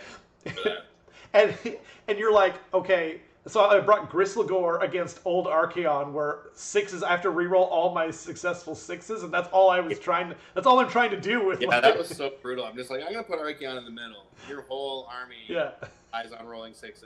I'm gonna make anyone that you roll, you have to reroll. Yeah. And then I'm gonna charge my Born Gold King on Terrorgeist and 2 more Terrorgeists into Archaon, and you're just like, are you sure? And I was like, yeah, it'll be fine. And I didn't remember at all. I'm sure you told me at the start of the game, like you have to reroll all successful 6s, and I was like, no problem. I've got free rerolls or something on my Abhorrent Gold King's mouth bite, so I'm sure I'll roll it into that. I just didn't really internalize it, you know what I mean? Sent them all in there. They did, what was it, 4 wounds? I think it was like 4 wounds. Like the one time I did get the bite through, you like rolled your 4-up ward on them against mortal wounds. Yeah, it was hilarious. But like, and you were like, I'm so sorry, like, because he was over at like the bottom of 1, I think. Yeah, there's those certain instances in games where it's like something happens and then the game is just over. Yeah. It can be like completely close, tied on score, top of 3, and then there's like an incident in the game. Yeah. And that's one. Like charging 3 Terrorgeists into Archaon, and then they all die. Yeah, they all died. It was, but at the time too, I was just like you were like, I'm so sorry, like that was brutal or whatever, and I was like, well, that was completely my fault. A, B. Yeah. You know what I mean? Like these lists are just like, it's like a very bad matchup for my army. So like, there's nothing to really feel bad about for that. Like I should have killed everything but Archaon. You know what I mean? That's how you fight all the god models, really, is you kill the rest of the army. Especially Archaon, because he's so many points. Or I guess Nagash, too. They're half your army. They can only be in one place, so you kill them. And, that's kind of why I think they're not very good. The Hearthguard?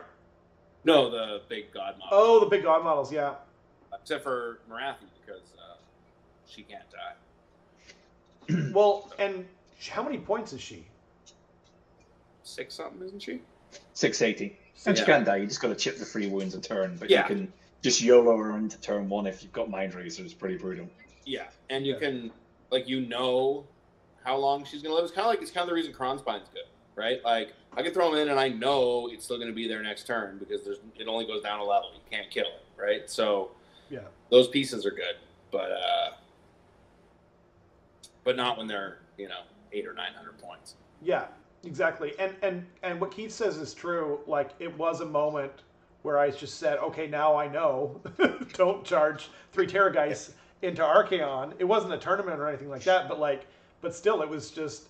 I mean, I don't mind short games, And no, I'm happy, especially like when I'd rather lose in 40 minutes than lose a super tight game on the bottom of 5 because that's like crushing. Yeah. And it's the same. You know what I mean? Like, you still lose. Whereas, like, the other one I knew I was going to lose right away instead of having to wait to the, 3 hours of, grinding, trying to win, only to lose. That's, devastating. Whereas when you just get destroyed top of 1, you're like, okay, let's go to the bar. It's like... That's true. I wanted a shot at, 10 a.m., and we had fun instead. You know? And then we got to wander around and watch other people's games, and that's a way better way to lose. That's so true. That's another good thing. You could, even if they don't drink booze, you can always, if you absolutely crush someone, hey, maybe buy them a glass. I mean, I do that every time if I win a game, I'll offer to buy my opponent a drink. Oh, that's cool. If there's a bar like that you can get to, like if I go out, but I usually try to buy my opponent a drink if I win. And I mean, and some people don't drink, like Matthias doesn't drink, so you could just buy them a Coke or whatever. Like, yeah, it's just a nice gesture. Not everybody has enough money to go around buying everybody drinks either. It's not True. But it is a nice thing that you can do. It's especially when you crush somebody. Yeah, when you crush someone, yeah, maybe save a couple of dollary dues for a drink if you absolutely steal someone's soul, like what's his name, Shang Tsung from Mortal Kombat. Yeah, your soul is mine. So we've run out of everything that I wanted to go through. Are there any other points or tips that you guys want to give people for, other than like the stuff we've already discussed?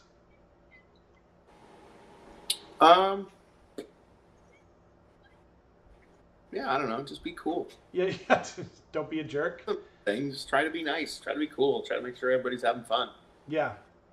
Conscientious. One I had to add, which is Please. kind of an interesting one, is where do you guys stand on, say, your opponent has forgotten a rule, or like they've done something, they've buffed something, or they've done something, and then they've forgotten to do it, and then you remember, because obviously sometimes it happens and you just don't remember. Yeah. Do you but that if you tell them, it can be like, that's it. It's not like I'm not doing the situation where they've forgotten to do it and do you let them do it afterwards. This is more of, they've got this thing. If they do it, they could probably kill your thing and probably win the game, but they've forgotten it, or they've forgotten to move the thing.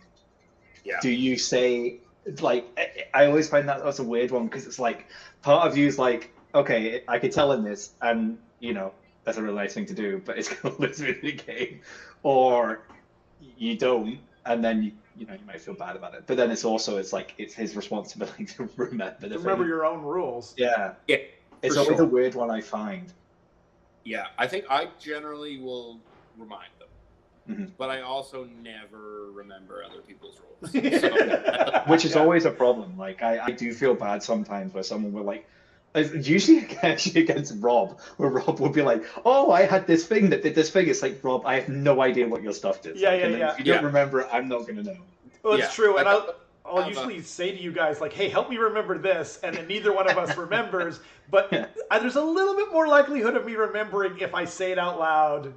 Yeah, that kind of thing. Yeah.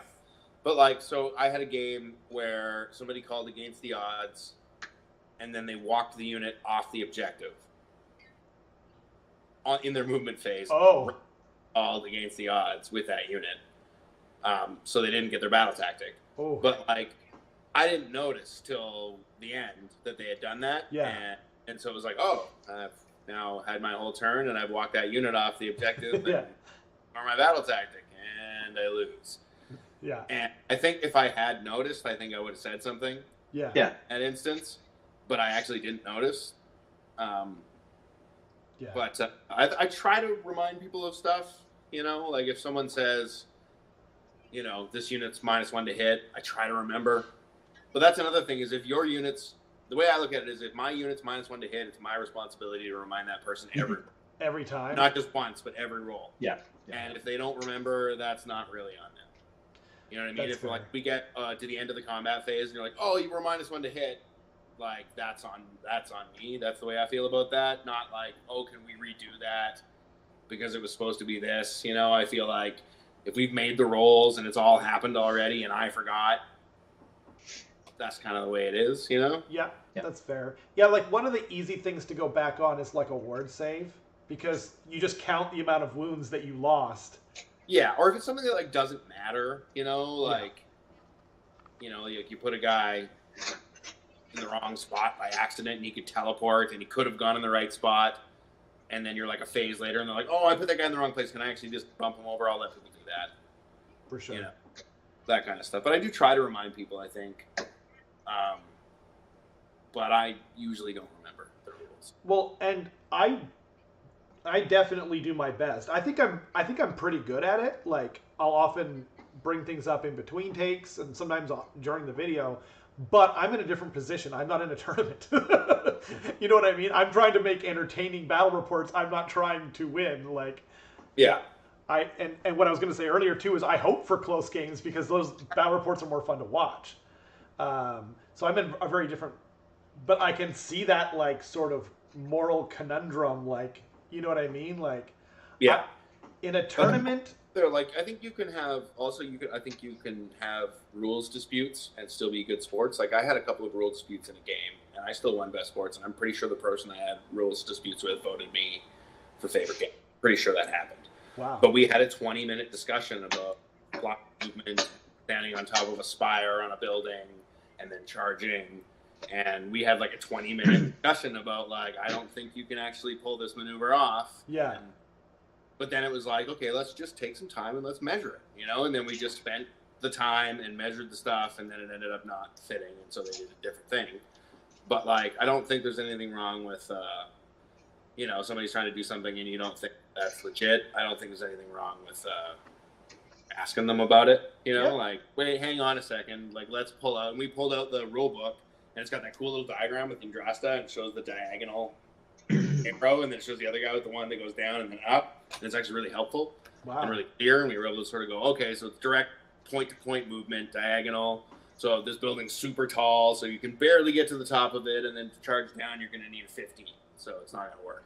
So you're Right. outside of charge range essentially. Yeah, Yeah. but it was one of those things that, like, you know, I thought about just letting it go, and then I thought, you know what? Like, I actually don't think that that's legit. I don't think that that fits. So let's go through it, you know? Absolutely. I don't. I was going, how exactly does that rule work? I'll say that a lot. You know, like, okay, you're going reroll sixes. I reroll sixes, blah, blah, blah. And I'll just go, hang on, how does that work? And who does it come from? And sometimes they'll go, oh, actually, it comes from this guy, and he's out of range. And then they'll, like, not do it, you know? So I don't think there's anything wrong with, I think you can be a good sport and still call people on their BS also. Or even if it's not BS, or they're like, you know, you're looking. It's also sometimes just clarifying, like, because sometimes people, like, a big one is wholly and within. Yeah. Like, people will be like, oh, no, it's within. It's like, are you sure? Can we just double check that? Because it's a newer book, and it's probably going to be wholly within. And, you know, often you're right, you know, I find. Yeah, For sure. I agree. And like a lot of the time people are I think most of the time people aren't doing it on purpose. It's like they just got used to their friends. Like I remember Or you get used to having a buff, right? And then you move outside of the hero, which you rarely do, and then you kind of don't realize. Yeah. So you keep giving yourself the buff as though the hero was stood there. That happens, you know? I don't think... Oh, you do whatever unloads and your book changes every yeah. Those people need help. Like they need some kind of what do you call it? AoS reminders or something. I mean, I was stuff like people trying to heal. This happened a whole bunch of times in the tournament where people were trying to heal while they're in combat with heroic recovery. Oh. And that's a new rule that they added, and so that's one that people forget because it used to be the other way. It did. And they're like, yeah, right, and then they'll, you know. Ranges change between books too. Like I think Mystic Shield was a big one. I think that used to have a bigger range now. Oh, way bigger. It was like 18 inches not wholly within, and now it's like 12 wholly within. Yeah, it's crazy different. But I don't think there's anything wrong with asking about rules or calling stuff out. I don't think it's right, as long as you do it in a, you know, non-accusatory manner. You know, it's like, can I see that real quick, or can you explain that to me? You know. Yeah. I think that's a perfectly reasonable thing to do, and leads to less feel bads on both sides, honestly. Yeah, because like if you hold it in, like, and it's not necessarily even something like from someone's book. It could be like a general rule that, like, there's lots of general rules. Like I remember a big one in until Age of Sigmar 3, because there's lots of rerolls in up until Age of Sigmar 3 was the whole like debuffs and buffs before and after rolling, right? Yeah. Like it used to be like you could re-roll failed hit rolls, like in your melee attacks, and then if they have -1 to hit, you know what I mean? Then there's like a certain number in there that you don't get to re-roll. Yeah. And it's confusing, and like even like the first time you hear it, like you're like most like I remember I was running like Path to Glory and different like campaigns and stuff like that. So I got quite good with the rules, especially in 1.0 and 2.0, where I would just be, looking at the FAQs all the time or whatever. So like, when it said that, I was like, okay, what do they mean and why is this for? But like, the first time you read it, you're like, wait, what? You have to like really think about it and read very carefully. And then, but like you could totally understand someone not understanding that. So yeah, I think it's okay to point that out. Like, hey, this is actually how that works. But if you want, we can talk to the TO if you don't agree or whatever. But yeah, no, that's a great idea. Great point about, talking about rules and such like that. I think phrasing it as a question is important too, instead of telling them that that's true immediately. Yeah. Instead of just, well, it's not like that, it's like this. Just, are you sure it's like that? Yeah. But yeah. Nice. Or even like when I think I know, like even if it's a common mistake, that is how I'll do it. Like, sorry. So what exactly is going on? Like, what's the rule? As soon as somebody tries to argue, I go, let's look it up. Yeah. Yeah. And we just pull the book out because there's no point in arguing ever. Exactly. I mean, and to your point before, like a lot of people, I think both of you said this, people go to tournaments for different reasons. So a lot of people are there just to have fun, and like if they're not as competitive, then they won't necessarily be as rules orientated, I guess, should we say? Yeah. But also don't let somebody else ruin somebody else's, skill level ruin your what you're trying. You know what I mean? Like, you still got to win if you're trying to win. Absolutely. Yeah. Yeah. And like, it's not always even about like the other person. Yeah. Even if the other person, so basically what you're saying is like, even if the other person's just there to have fun, roll dice and have a drink. Yeah. If you're playing a new player and you're taking it easy on them, just makes you win. Yeah. Because otherwise that's not fun, Yeah. When you're like, I was helping this guy and doing all this stuff and then I ended up losing and then I didn't win the tournament. And it's like, yeah, that's not fun. No, that's true. Yeah. Yeah, and you were speaking about that before as well. Like it was in a different context, and I don't know how to, but yeah, like that's essentially what you were saying. And Keith was saying, don't be afraid to ask for a judge. Or sorry, Mason was saying that. Yeah, I think that's a good point. Yeah, when that or the terrain thing that I was talking about, we called the judge over at one point, and it was totally casual, and he was kind of went, "Yeah, these are the rules. It's just like it says in the book there." Yeah, which is actually what he said, and I thought that was really funny. Yeah. So, like, you guys don't need me. You know what the answer is. It's right there. Yeah. But it's what it says. Yeah. It's like, see, it's just exactly how it reads right there. But yeah. Not everyone has the best what's it called, reading skills either. Like, and True. And like, or even just sometimes like people tend to, they have their bias, which whatever their side is, and that's supernatural. Yeah. People are gonna do that, right? Like, they're gonna read. Sometimes the wording can be weird. Like that's the other thing, is don't always assume that someone that makes a mistake is cheating. Because I think that's something that people in this community tend to do, is that assume every single rules mistake is cheating, and it's not. I remember my first game playing Sylvaneth with the new book. I thought I could strike and fade every turn. Yep. Because the rule says once per turn. Yeah. In your movement phase, you can do. Yeah. That's a very confusing way of wording that. It is. That's like you can do it every turn. Until you realize that your turn is only one of those times, but it's not really clear immediately. Yeah. And so I played where I was striking and fading in the opponent's turn. Yep. It wasn't cheating. I just didn't read the rule correctly. Yeah, and you did it in our battle report, and I read the rule, and because as soon as I read per turn, I stopped reading. That's what actually happened. Have the answer. Yeah. And what's crazy too is the soul render was the exact same way in IDK 1.0. It said once per turn in your battle shock phase, you can raise guys, right? As opposed to in the battle shock. Yeah. It's also when you don't use endless spells. It's still cluster mess stuff for people. Yeah. I was playing Alex with my Gits, and I threw the Ravenax set. And he got hit by Purple Sun as well, because I was using that. And he was like, oh, there's nothing I can do against that. And I was like, oh yeah, it just hits into this thing. I didn't realize you still have to roll a 2 up. And it's only on the thing. Yeah. So we didn't roll it. But it was just a case of like, because he said that, I was like, oh yeah, I think it just happens, and it's just a thing. But yeah, there is a thing. Like, we went and read it afterwards, and I was like, oh, you have to do this. Okay, cool. Yeah, because there's so many rules. Like, people make rules mistakes, you know? So I think benefit of the doubt is pretty key. But if you're not sure or you think it seems brutal, have a look. You know, if you're playing Lumineth, they probably do get the rule, but you probably think they shouldn't. That's just the way it is. Yeah, just assume that they get the rule. But yeah, it was actually fun. I was playing Lumineth against Sylvaneth, and we were both saying, this is so fun, because we're like, neither of us play by the rules, and so like it's like NPE versus NPE. Pretty good. That's actually something I was going to bring up. I actually wrote it down here, but then I didn't double indent.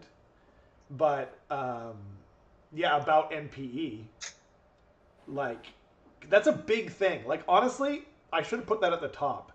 NPE and sportsmanship. Like, how do you, I mean, like, you already talked about when something's strong. I guess it's the same thing.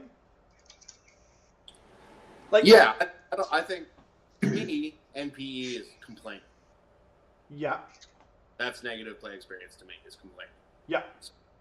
You know, I'd rather see a hard list than someone complain about my hard list, you know? Absolutely. That's where I come from with it, is that I just don't like complaining.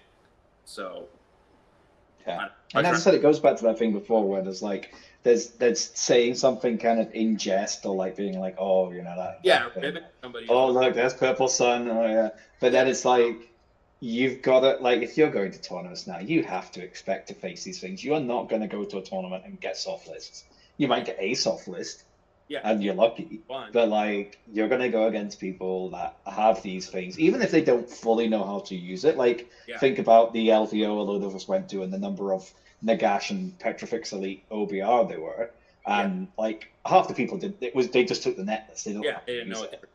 Yeah, and that's the thing. It's like sometimes, you know, you'll get lucky in that case and they won't know how to use the armor and you'll beat them.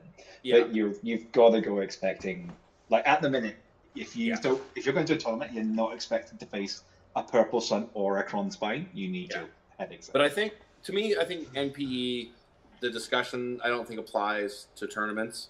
I think NPE is like, I play my local gaming group and nobody can beat Marathi, and so I insist on bringing her every week, right? That's I think where NPE creeps in, is when it's like, it's the only thing I ever play and I can't beat it no matter what, and I don't want to do it anymore. You know, like I think that's the discussion around NPE, is more like when you're playing with and taken off by a unit of gluttons, whatever. It's about winning or losing. That's true. So, you know, lots of stuff in the game will kill you. Yeah, absolutely. I think it's funny. Everyone was talking about, so at that tournament, everyone was talking about the Purple Sun taking off 3 Terrorgeists, but I rolled the Swarm of Spites and took off 3 Long Strikes, 3 Castigators, a Night Judicator, and an Arcanum with 1 spell in 1 turn. Whoa! The whole back line died. It was 6 mortal wounds, 6 mortal wounds, 6 mortal wounds, 7 mortal wounds. What? Everybody's dead. The game's over right now. How is no one even talking about this? Was that just an extraordinary roll? Like, I don't even know I rolled 7 to cast, so it was 12 dice. Yeah. It's like Is that an endless spell? What's that? Is that an endless spell? No, it's the War Scroll spell and the War Song. It's you roll for every 9, you roll the casting roll, and I happen to roll an 11 on casting, and I get +1, so it's 12. 12 dice. And then I just spiked high, where I was going 6, 6, 6, 7, so I was getting just hot dice. And so it's like that game I played against you at Kippers, where I got the double, and I had you completely pinned in, and it was looking really bad. I had all my stuff in. I controlled all the objectives, and then you literally rolled like 12d3 mortal wounds against like everything within 12 inches, and my army just vanished. Just because it was like lucky the rolls. Yeah, like but then mortal wounds every time. Yeah. You know, I got 3 and 3 and 3. Okay, you're dead. 3 and 3 and 3, and you're dead. Yeah, it was just kind of one of those, like, I don't know. And that stuff happens. So like that's sort of why I think that, like, Purple Sun happens, because everyone's bringing Purple Sun, but there's lots of stuff in the game that'll kill you in a heartbeat. So like. Well, I mean, Purple Sun, it's like a, what is it, 17% 17.6% or something like that chance that that's going to happen, right? Yeah. So, like, that's understandable. I mean, but you know, like you said before too, I swear this is true. Like, I know I've got my tinfoil hat on, like, and I talk about this all the time, right? But in like, I used to do a lot of demo games, teaching people Age of Sigmar. Yeah. So I don't want to roll well. Like, I want them to win, right? But like, I was just bringing my Skaven because that's all I was playing at the time. Yeah, and if you roll well with Skaven, generally they're really good, right? So when I'm playing like games where I'm trying to practice for tournaments with our local gaming group and doing that kind of thing, you know, I'm rolling a 6 every time on my power level for my Warp Lightning Cannon. But when I'm playing against, like, when I'm just playing a fun game and I want to roll poorly and I just don't care at all, like, about doing well with my dice, I roll super well. And I think there's some kind of weird, like, phenomenon that we just don't understand yet. Like you roll, like, as a general rule, like, this isn't like me talking about, like, this isn't why you're good. You're good at the game. Eric's really good at the game. But you also tend to roll well, right? Well, I put myself in a position to roll well also. That's true. Yeah, and it doesn't even matter, right? I don't play Giants where I have 3 attacks that do D6 damage. Yeah. I don't do things like that. I play bugs that are 24 attacks, right? I like to play lots of attacks. I like to play the odds.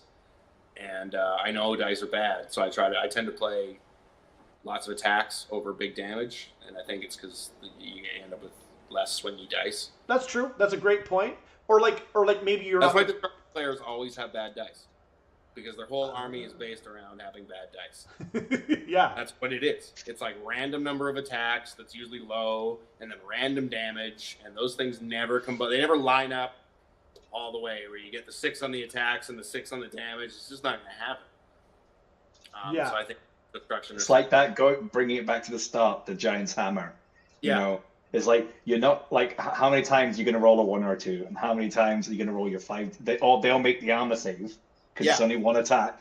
Or how many times are you going to roll 5d6 and be like, and get like 10 damage? That's a good point. Like, anytime you can go, like, usually, like, when they put something in that's like a risk, like rolling your bombardier, like shooting your bombardier on overcharge, you almost never want to pick that option. Yeah. Right? Unless it's Skaven, and then you're kind of supposed to lean into that to a certain extent. But not always. I think that's how destruction is designed, and that's why they're really fun. Sometimes you hit those crazy numbers, and you're like, oh my god, everybody's dead instantly. This is crazy. Yeah. You know, like Mock Crusher kills a whole army by himself, and then the next game he does nothing. You know, and it's like, that's kind of the fun part about destruction. But that's why I hate, like, the Hive, back to Sylvaneth. I hate the Hive, 1 dice roll. Yeah. I can split, and then I get to try it one more time, and I can fail it. And I don't have enough buffer in there with extra rolls, you know? That's another reason why I don't like the Screaming Bell now, is because it used to be 2 dice for ringing the bell, and now it's 1. Right. And so it's just like, it's too random, you know? Yeah. And the risk isn't worth the reward. It's more points now. It doesn't do I mean, I guess that's, I'm on to the wrong, now I'm just spiraling about the Screaming Bell. But, But what I was going to say, though, about dice, though, too, is, like, just to take Ryan, for example, he rolls really well. Like, he just, as a general rule, he rolls well, and he never cares about how he rolls. He also puts himself in a good position, right? But he just tends to roll well to the point where people question his dice, right? In tournament or even in local games, and he literally just says, you know what? Yeah, here's my dice. I'll use your dice, and then he proceeds to roll like a god with their own dice, and they roll terrible with his dice. Dice are fair. Like, dice just are fair, right? Yeah, I think it's also psychological. When someone never mentions their bad dice, you don't notice them. I think that's also part of it. Wait, explain that more. So if I don't complain about my bad dice, then you probably don't notice when I have them. Huh. Right? If I don't bring it up, you probably don't notice, right? So, like, I might have a bad roll, but if I don't bring it up, you probably just, whatever, we move on, we were playing the game, you know? Yeah. So I think that people that don't complain about their dice appear to have better dice than people that do. That's a good point. They probably both roll the same, but I think that people that complain about their dice give the impression they have bad dice, and people that don't complain about their dice give the impression that they have good dice. Huh, that's an interesting theory. I like that. I don't know, like, I've got this weird tinfoil thing that's like, that dice rolling is like it's like, remember that stupid book that came out where you're like thinking the frequency of what you want or whatever? It's The Secret. Yeah, I think it's The Secret. They had like a board and they put a bunch of sixes, like pictures of dice with the six up, and they like put them on a big board, and then that like brings it into the world. Exactly. Yeah. I don't know, man. I swear to God. That seems more realistic than what I was saying. That is not it's not a realistic theory. I told you it was tinfoil hat. I'm not saying this is like but I just swear to God, man. I just swear to God. Like, you could just think your way into it. But you know what? Your theory is a much more plausible but I don't enjoy your theory as much as I enjoy mine. Like, I want to feel like I have control over it, so I could just will my good dice rolls into existence to a certain extent. Yeah, but it's probably actually fine if I think about it. I never get the right result. I just have to roll. You know what I do? Like, and here's a trick. Like, I find that like if I let's say I roll bad, right, and then I pick up those same dice and I just roll them again right away, I seem to roll bad again. I think that's something about the rotations or whatever. Maybe like you're rolling in a certain way. Well, they roll better actually. What's that? If you put them in the microwave with all the sixes out. I don't even joke about that. Is that why your malign portents dice, or you swear by them, even though like... I bought another... when I was in Prince George, I found an out-of-print pack of malign portents dice, so I bought a second pack. Dang it! Oh, man! There was no more? No, they only had one. I love those dice. I'm cursing myself for not buying... I was missing 2 out of my kit, so I only had 18, but now I got 38. Oh... I'm jealous. And they were $25, and all the new dice are like 48. What the crap? That's awesome. So good. It's a good score. Oh, that's a great score. You go to the north, they got all this like out of print stuff that nobody bought. It's just sitting there waiting for rubes like me. I mean, but those dice are awesome, and like they're like the 6 symbol is like super thinly carved, so you wouldn't think that they could possibly roll well, but I don't know. They look cool, so who cares? Yeah, it was crazy about like you said, because a lot of those old dice, like they were way nicer than the new dice. Like the new dice, like the. Dude, I like a lot of the new dice. I love the new Zine dice. I'm gonna buy those. I think.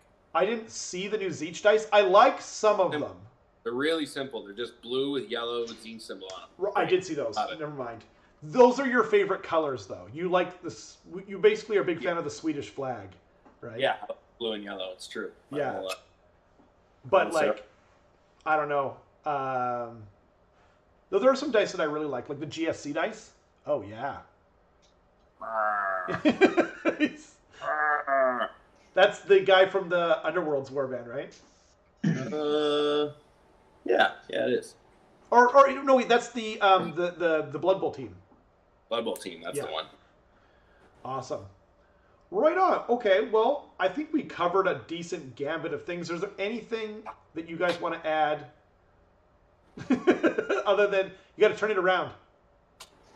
There you go. I am expecting a Borat-style mankini with that on at Kippers. Yeah, Too hot for TV. I need to wait a second so I can do this. You could, and then you could be Magnus. That's what I was gonna say. Magnus, that would be awesome. That would be great. And you need some of those. You need some like fairy angel wings behind you. It's true. I need those, generally speaking. I think. Yeah, we all do. Maybe we should do a fancy dressing for Kippers, considering it's near Halloween. We should. Ooh, dress as your army or something. Like a formal tournament one time where we all wear tuxedos. Yeah, I'm going to be disappointed. Right? Oh, that'd be great. Cool. Anything we wanted to add at the last minute here? Nope. Thank you for watching. Yes. Thank you, everyone, for watching. Thanks for our guest. Shout out the Northern Waste GT. Everyone should go to Northern Waste GT next year. Those guys are awesome. Well, yes, I have been talking to Josh, I think it is, who runs it. Yeah. We're going to talk to the Seattle guys about getting it on the Pacific Northwest Masters. Awesome. If they move it to August, because the problem they have at this time of year, there's already some around it. But if they do move it to August like they're saying they are, then cool. That would work well. And September wasn't really a great time, so I think hoping to move it. But yeah, it was a great tournament, so I just want to shout them out and say thanks, and especially for it being their first tournament. What? One of the better ones I've been to. It's great. Couldn't have been better. Congrats to them.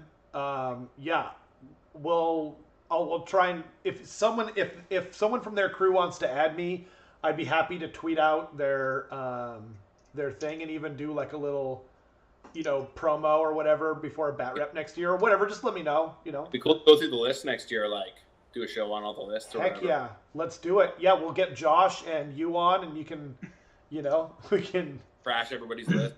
Yeah. I'll just do a final shout out to Mason and Beasley are doing a list run through for the Sparkle Party Deathmatch this weekend, tomorrow night. Okay. So Mason, feel free to stick it in the thing or send it to me and I'll put it in the show notes afterwards. Yeah. Just in case anyone wants to go and watch it tomorrow. I'll be watching it. Yeah, I can throw it in the description if you want, or if you want to put a thing in the comment section, I'll pin it, and I'll also tweet it out. Just remind me. I'm happy to help. Yeah, go to Sparkle Party. Go win. What a great name. Yeah. Sparkle Party. I was going actually. Yeah. Should be pretty fun, I think. Yeah, that sounds right up your alley, Eric. With the does. Yeah. I do like. He does like sparkles. Yeah. And fairy wings. Yeah, we need all of that. Cool. Well, Right. Thanks to everyone for watching. Thanks to everyone in the chat for hanging out. It was quite the lively one, and I appreciate every comment that was made. If you guys have a moment, if you wouldn't mind hitting a like button and subscribe if you haven't already, appreciate it. And we'll see you guys next time. Bye.